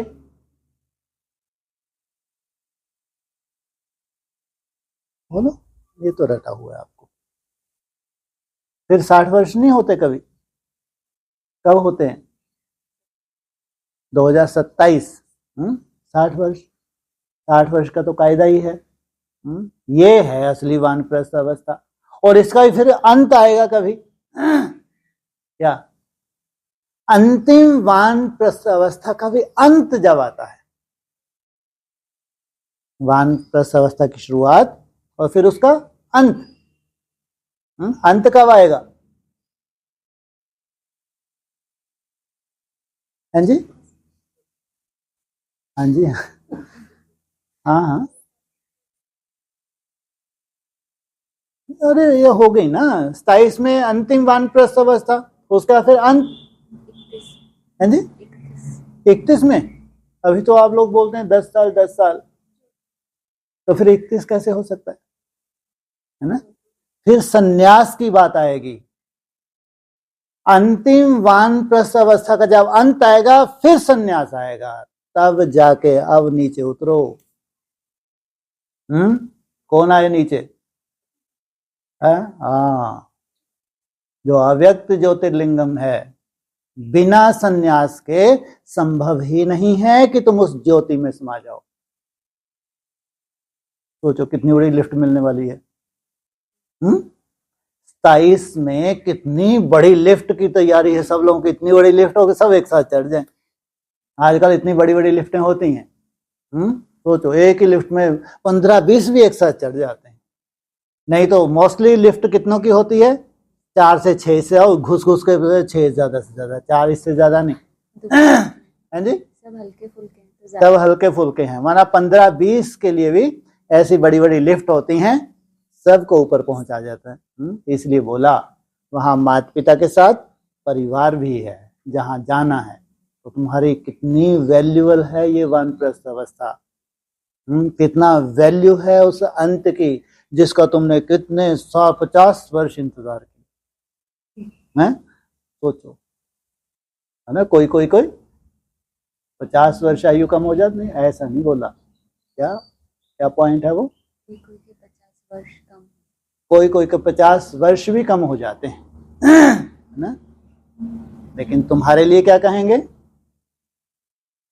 कम हुए या तुमने 1-1-1 की शुरुआत की? तुम्हारे से शुरुआत होती है 1-1-1 की। वहां जो सूर्यवंशी हैं, सूर्यवंशी परिवार, इसलिए जो उनको ये अकेले नहीं। सूर्यवंशियों की क्या विशेषता है? राजधानी सहित। तो 60 वर्ष का कायदा तो है, तो 60 वर्ष माना लगी 60 तो लगी लाठ। हाँ, इतनी सुंदर लाठी लगती है कि सीधा कहाँ पहुंच जाते हैं? सीधा अमरलोक। सीधा अमरलोक की तैयारी, माना लिफ्ट में एकदम ऊपर की अवस्था में चले जाते हैं। तो 60 वर्ष तो चाहिए। आपके लिए कितने वर्ष चाहिए? तो इसलिए तो बताया, ना सरस्वती के लिए बोला कहीं, ना जगदम्बा के लिए, ना उनकी भुजाओं के लिए। उनके लिए नहीं है, वो तो तैयारी करती हैं। वो इंतजाम करने वाली हैं, इसलिए उनको नहीं इंतजार करनी होती। कि इतना लंबे समय इंतजार करें, फिर हमारी 60 वर्ष की आयु हो, फिर जाके हम वानप्रस्थी बने। कायदा नहीं है वैसे, लेकिन यहाँ तो बाबा मुझे क्या बोलता है, यहाँ तो चाहे बच्चा हो, चाहे बूढ़ा हो, चाहे जवान हो, सब क्या हैं, वानप्रस्थी हैं, क्योंकि सबको मौत सामने दिख रहा है, इसलिए तुम सब वानप्रस्थी हो। लेकिन बड़ी से बड़ी लॉटरी कब मिलने वाली है? हैं जी? अभी 60 वर्ष की जब बात हो रही है तो वो ना एक्यूरेट नहीं बोलना हमको, बस वो रट गया 34 34 34। कैसे हैं ये लोग? बात हो रही है 60 वर्ष की और रट्टा लगा रहे हैं 34 का। कितने सहनशील हो तुम कितनी धैर्यता है, पराकाष्ठा की धैर्यता लेके चल रहे है ना? ठीक है, अच्छी बात है, लेकिन जो पास में है, इतना सुंदर जो मोड़ आ रहा है ना, तो उसको क्यों इग्नोर करना? इतना सुंदर जो मोड़ आ रहा है, इतना सुंदर, इससे सुंदर तो कभी आज तक हुआ ही नहीं, उसको इग्नोर करके सिर्फ 34 34 34, हद कर दी आप लोगों ने भाई, है ना? तो ये है 27, ये जन्माष्टमी। सोचो उसके बाद 31 में तो शिव जयंती हो जाएगी। क्या? 34 में फिर दोबारा जन्माष्टमी। तुम्हारे तो रोज ही बड़े बड़े त्योहारों का रूप भी बड़ा होता जाता है, स्ट्रेंथ भी बढ़ती जाती है मनाने वालों की। हाँ जी। निराकारी दुनिया को कहा जाता है आत्माओं की दुनिया। हाँ जी। ऐसे तो नहीं कहेंगे दुनिया ही नहीं है, शांति धाम कहा जाता है, वहाँ आत्माएं रहती हैं। अगर कहें परमात्मा का नाम रूप देश काल नहीं तो बच्चे फिर कहाँ? कितनी बड़ी बात है ना? परमात्मा का नाम भी है, रूप भी है, देश भी है, तो काल भी है, रहते कहाँ है? परम धाम में। ऐसा नहीं कि बिंदी बिंदी बिंदी बिंदी, ऐसा तो नहीं है ना कि तुमको तो ये बिंदी रास ही नहीं आती। तुमको क्या चाहिए? बिंदी स्वरूप चाहिए। तुम भक्ति मार्ग की तरह थोड़ी जीते हो, इसलिए तुमको चाहिए बिंदी स्वरूप, वो अव्यक्त ज्योतिर्लिंगम, उसका स्वरूप भी है। क्या स्वरूप है? क्या है उसका स्वरूप? अव्यक्त ज्योतिर्लिंगम। नाम क्या है? शिव बाबा।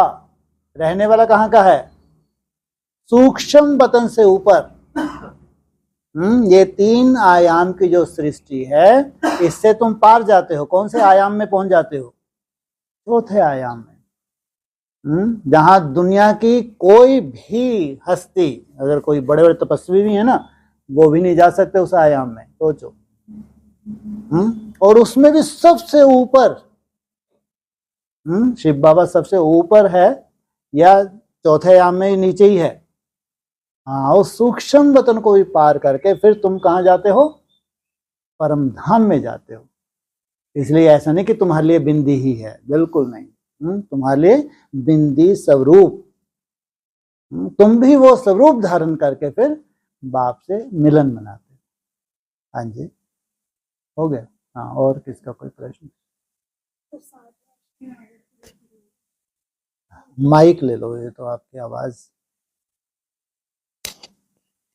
तो ऐसे बोल रहे हैं ना कि 60 वर्ष में मतलब वो प्रैक्टिकल में हमारे सामने आ जाएंगे, मतलब वानप्रस्थ अवस्था में जो नहीं बोला गया वो एक तो वो बोलना है।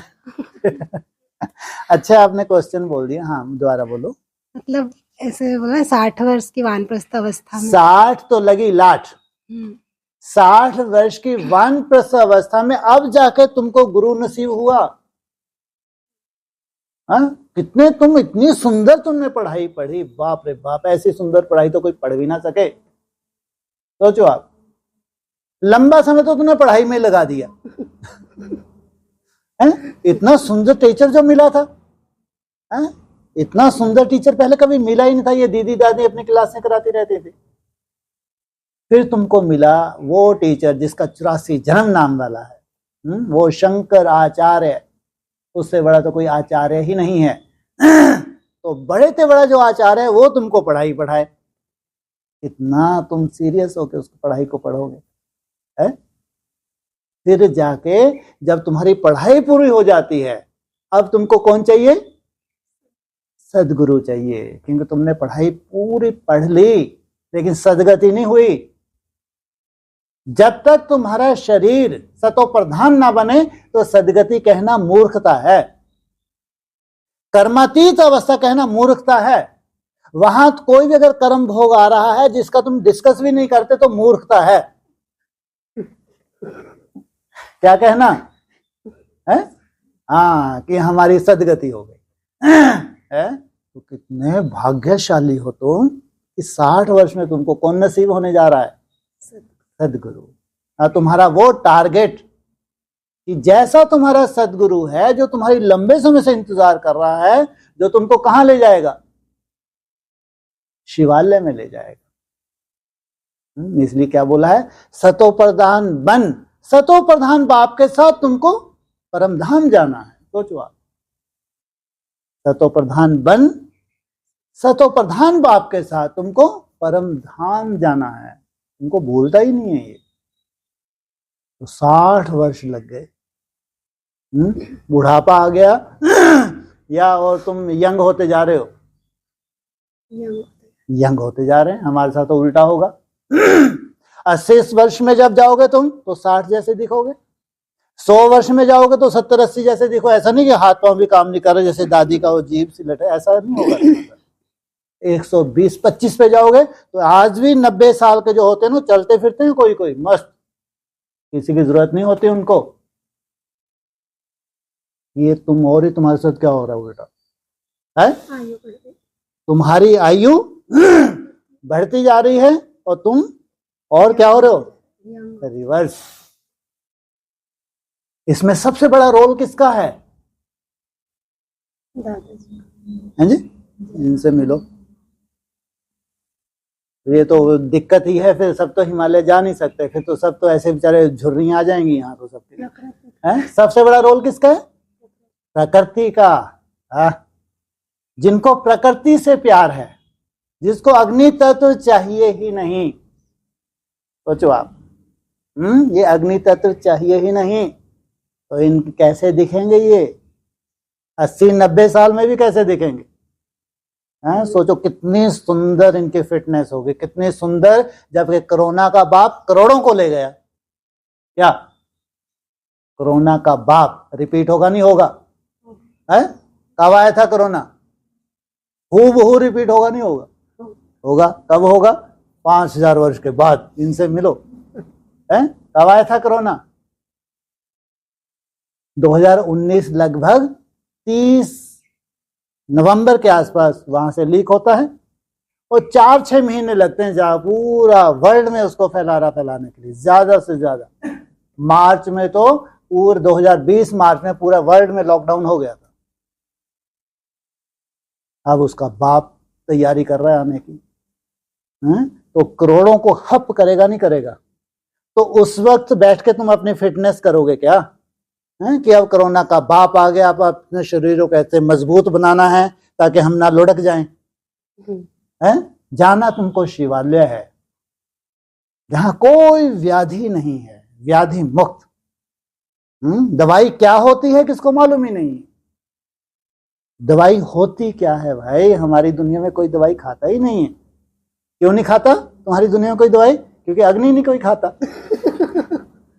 अग्नि खाओ तो दवाई खाओ, है ना? पीते तो अग्नि को, दवाई को वैसे पीते पानी के साथ हैं, लेकिन हकीकत यही है। अग्नि तत्व के साथ साथ तुमको दवाइयां तो चाहिए ही चाहिए। मरो जाओ, फिर वह उस दुनिया का कायदा नहीं है। वहां तुमको कोई तकलीफ होने वाली नहीं है रहने के लिए। वहां जितने भी हैं वहां कैसे हैं? प्रकृति में ही जीते। सोचो, एक तरफ इतना बड़ा वंडर, पूरे विश्व के लिए इतना बड़ा हुआ जो हकीकत है, कोरोना के बाप को रिपीट होना है, तो तुमको अचानक ऐसा नहीं कि जम दे जाम दे तुरंत हो जाएगा। होता है क्या कुछ तुरंत? लंबा समय तुमको अपना इंटरनल सिस्टम को कैसा बनाना पड़ेगा। वो आत्माएं जिनको इस सृष्टि पे सैंपल बनना है, जिनसे सृष्टि की शुरुआत हो, तो उनके कितने सुंदर शरीर चाहिए। ये बाहर की सुंदरता नहीं है। कहाँ की सुंदरता है? ये अंदर की सुंदरता है। इसलिए 80 साल में तुम कैसे दिखोगे? ज्यादा ज्यादा 60 वर्ष के दिखोगे। सोचो आप, ये है प्रकृति की पालना जो प्रैक्टिकल आगे चल के होगा। इसलिए वहां कोई बूढ़ा होगा है? उस दुनिया में कोई बुढ़ापा नहीं होता। ऐसे दौड़े जा रहे हैं हिमालय पे चोटियों पे, भले 80-80 साल के हो जाते हैं तो भी ऐसे दौड़ भाग करते रहते हैं, इतनी सुंदर फिटनेस। लेकिन पूरी दुनिया से वो क्या होता है, गुप्त पालना मिलती है उनको। मालूम तो होता है दुनिया को कि वहां अव्यक्त मधुवन, वहां वो परम धाम का प्रैक्टिकल नक्शा जो इस धरा पे इन्होंने उतार रखा है वहां पे है। वहां प्रकृति सतो प्रधान है, प्रकृति कोई भी वहां उपद्रव नहीं मचा रही। लेकिन वहां जाने के लिए ये कंडीशंस हैं, इन कंडीशन को जो फॉलो करता है वो वहां जाते हैं। तो नंबर वार वो सब जाएंगे नहीं जाएंगे। जिनके लिए दुनिया है, जिनसे सृष्टि की शुरुआत हो रही है, और नंबर वार सुंदर पुरुषार्थ करके अपने शरीर को इतना सुंदर बना के नई सृष्टि की शुरुआत करते हैं। तो 60 वर्ष तो किसके लिए हैं? कौन मिला, किसकी इंतजार थी? सदगुरु। एक लक्ष्य मिल गया तुमको, ऐसा सतो प्रधान शरीर बनाना है। क्योंकि तुमको जितने भी जो आयाम होते हैं ना, तो कितने आयाम होते हैं ज्यादा से ज्यादा? 4 आयाम होते हैं। 3 आयाम तो चलो तुम्हारे मान लो आत्मा के लिए, 1 आयाम तो कम से कम तुम्हारे शरीर की फिटनेस के लिए चाहिए ही चाहिए। चौथे आयाम की शुरुआत कहां से हुई है, कब से हुई है? 2020 से हुई है ना? तो ये भी 10.5 साल तो चाहिए ही चाहिए। तो तुम्हारे सामने लक्ष्य हो, तुम्हारा बाप जो प्रैक्टिकल है, वैसा बाप समान सुंदर निरोगी कंचन काया शरीर को रिजुवनेट करके तुमको बाप समान बनना। इसलिए 60 वर्ष में कौन मिलता है तुमको? सदगुरु मिलता है तुम्हारी सदगति करने के लिए। ये पॉइंट है। हाँ जी। जैसे अभी बात आई ना मिट्टी की मूर्ति और संगमरमर। मिट्टी की मूर्तियां ज्यादा से ज्यादा कितने दिन के लिए पूजा अर्चना होती है? 9 दिन के लिए। उसके बाद उनको डुबो दिया जाता है। क्योंकि देह अभिमान नहीं छटा है, इसलिए डूबी जा। लेकिन संगमरमर की मूर्तियों को ऐसा नहीं होता। जो इतनी सुंदर याद की मेहनत करती हैं, बार बार माया उनकी बुद्धि से बाप से दूर करती है, बार बार मन बुद्धि को कहां ले जाते हैं? बाप के ऊपर केंद्रित करते हैं। संग में रहे, बार बार बुद्धि से किसका संग किया? उस बाप का संग किया। ये हैं संगमरमर की मूर्तियां, जिनका पहले क्या होता है? प्राण प्रतिष्ठा। इनको म्यूजियम में सजाने से पहले इनमें प्राण फूंका जाता है। जब प्राण फूंकते हैं तो बीज रूप अवस्था सहज।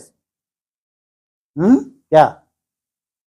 जब प्राण फूंका जाता है, अब इस चैतन्य मूर्ति को तो हाथ वैसा हिलना चाहिए, दिखना चाहिए, आशीर्वाद देने वाला हाथ, या ऐसे खड़ा हुआ है जड़ है? प्राण प्रतिष्ठा की जरूरत क्या है? नहीं तो वो जड़ है, पत्थर है। लेकिन जब बाप में उसमें प्राण फूंक दिया, प्राण प्रतिष्ठा माना अब इसमें जान आ गई, चैतन्य आ गई, अब ये बीज रूप अवस्था में सहज टिकने लगी, तो वरदानी मूर्त बनेगी नहीं बनेगी? बिना बीज रूप अवस्था में टिके, निसंकल्प अवस्था में टिके, ये नहीं सोच लो कि हम वो मूर्ति बन गए। पहले प्राण प्रतिष्ठा, तुम्हारे में प्राण फूके जाते हैं। कौन फूकता है तुम्हारे में प्राण?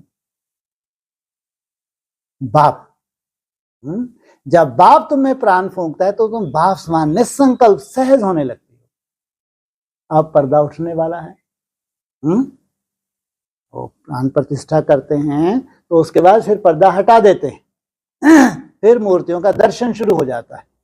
तो दर्शन से पहले प्राण प्रतिष्ठा की। अब जो मूर्तियां थी पुरानी दुनिया का लाश, नई दुनिया में कोई भी जो पुरानी दुनिया का किच्चड़ पट्टी नहीं होगी, सब कुछ नया होगा। जो भी म्यूजियम होगा तो एकदम नया होगा, मूर्ति भी होंगी तो एकदम तपस्वी प्रैक्टिकल।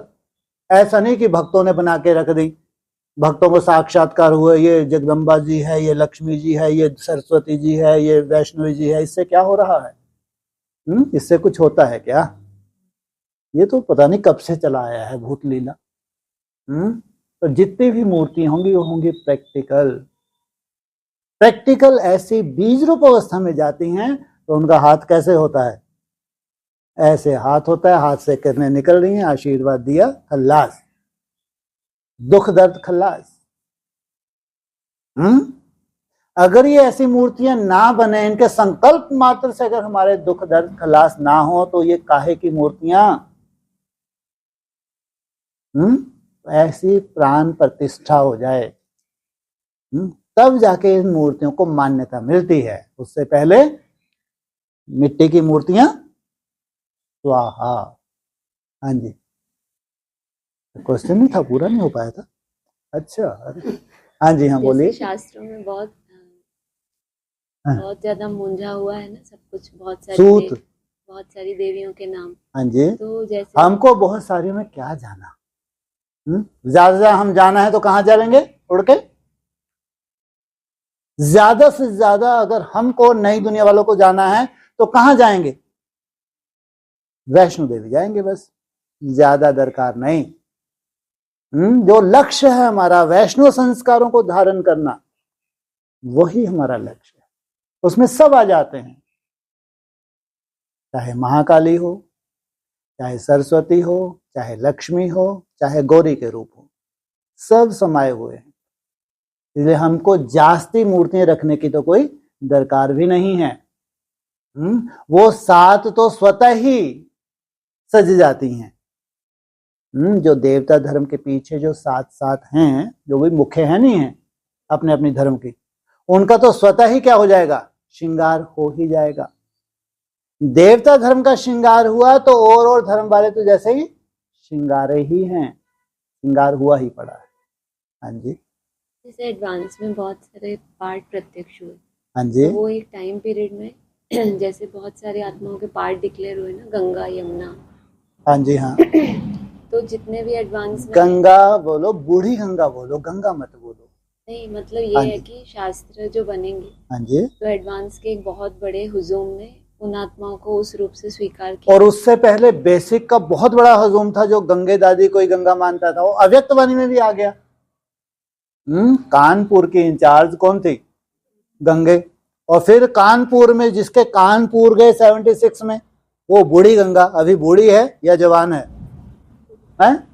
76 में तो जवान रही होगी, आज 76 से अभी 40 साल और जोड़ दो, 40-45 साल, अभी उसकी क्या हालत है? तो होगी बूढ़ी गंगा, जो कंपिल में जिसका यादगार। तो अब क्या करें? करना नहीं, लेकिन अच्छा, करना नहीं, अलग अलग मैं नहीं तो अपने कुछ करना पड़े अपने को। हाँ हाँ, हाँ जी।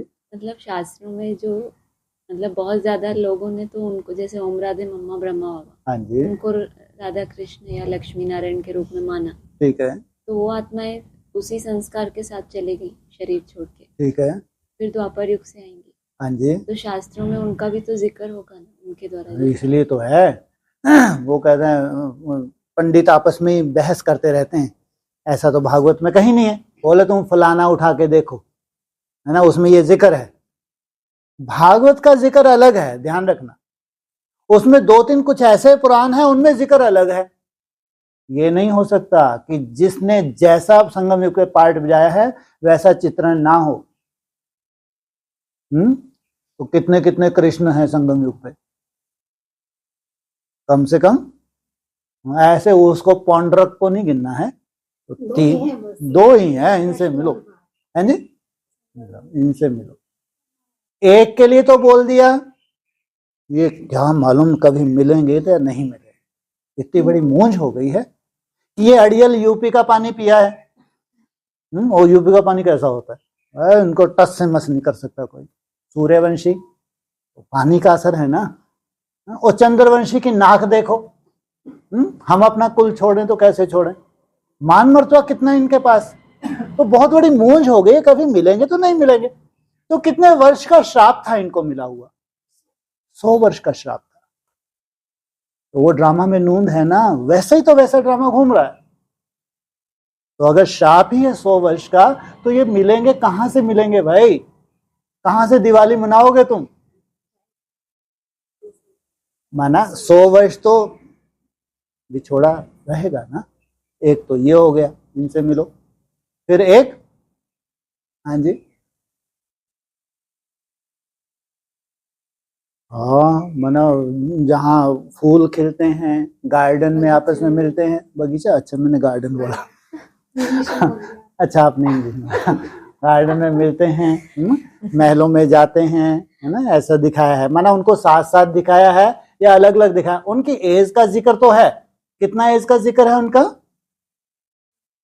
3-4 साल भी बोला है। ब्रह्मा बाबा ने क्या बोल दिया है जी?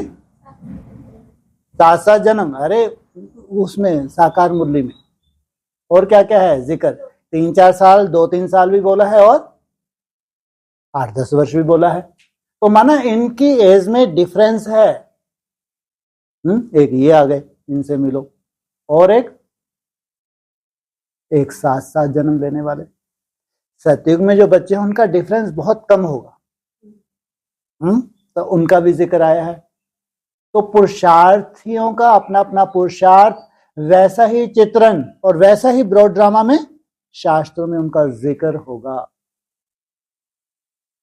हाँ जी। तो ऐसा जरूरी नहीं है कि वो एक्टर अपने शरीर से लास्ट तक उनको सारा ब्राह्मण परिवार देखे। जैसे छोटी माँ है, बड़ी माँ है। हाँ जी, हाँ जी। तो यही तो दिक्कत जा रही है अभी। हम करने जा रहे हैं त्रिमूर्ति शिव जयंती, है रहे ना रहे, हम महका तो करेंगे हम। ये तो हमारा अधिकार है कि सूर्यवंशियों में हमारी महक ना हो, ये नहीं हो सकता। हाँ, ये अभी थोड़ा सा अभी पर्दा पूरा उठा नहीं है, थोड़ी सी गुंजाइश है कि बहुत बड़े दिल होते हैं सूर्यवंशियों के। चंद्रवंशी जब सूर्यवंशियों को ज्वाइन करते हैं ना, तब एक नया टारगेट मिलता है उनको। और इतनी पुण्य आत्मा, पवित्र आत्मा, तो लास्ट फास्ट फर्स्ट जा सकती नहीं जा सकती? किस काबिल बनना है उसको? बाप समान बनना है। इसलिए 100 वर्ष में जो इनका संन्यास है, 100 वर्ष का जो इनको वो मिला हुआ है, श्राप मिला हुआ है, तो जब तक समान संस्कार ना हो तब तक इनका मिलन कैसे होगा? तो अभी गुंजाइश है। ऐसा नहीं कि 27 में त्रिमूर्ति शिव जयंती हो जाएगी। वहां तो एक बीज पड़ेगा प्रैक्टिकल शिव जयंती का, प्रैक्टिकल। वहां से फिर समय लगता है प्रैक्टिकल त्रिमूर्ति को एक स्थान पे खड़ा होने के लिए, कि सब ब्राह्मण देखें ये है त्रिमूर्ति, तब कहेंगे त्रिमूर्ति शिव जयंती। तो इसका मतलब यह है कि ऐसा नहीं कि ब्राह्मणों ने जिनको टाइटल्स दे दिए हैं, है ना, ठीक है, जो शरीर छोड़ के चले गए, उस वक्त एक संसार था, उस संसार में उनकी प्रत्यक्षता हुई ना। फिर उस संसार में से निकला दूसरा संसार, दूसरे संसार में प्रत्यक्षता हुई, दूसरे संसार में निकला फाइनल संसार, है ना। अभी ऐसा नहीं कि निकलते ही जाएंगे संसार में से संसार, माना ये लास्ट है ना, शुक्र है ना। अब नहीं कि एक और संसार आएगा तो उसमें जाके प्रत्यक्षता हुई, ये नहीं। तो प्रैक्टिकल जो सूर्यवंशी हैं वो है फाइनल, उसी में फाइनल प्रत्यक्षता का शंखनाद होगा। बाकी अपनी अपनी दुनिया में उनकी प्रत्यक्षता हुई है ना, लेकिन अगर फाइनली जो अभी प्रत्यक्षता होनी बाकी है, वो सीन अभी बाकी है। हाँ जी,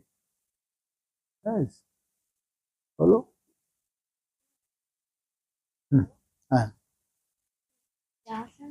हाँ जी। तो मतलब भागवत और ये सब, तो फिर बाबा ने ऐसे बोला कि पहले तो गीता जो है वो उसमें कृष्ण का नाम तो था नहीं। हाँ जी, निराकारीवादी थे। हाँ, फिर बोले किसने डाला?